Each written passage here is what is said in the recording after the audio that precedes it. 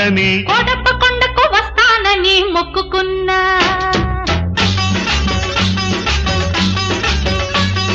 కోటప్ప కొండకు వస్తానని మొక్కుకున్నా.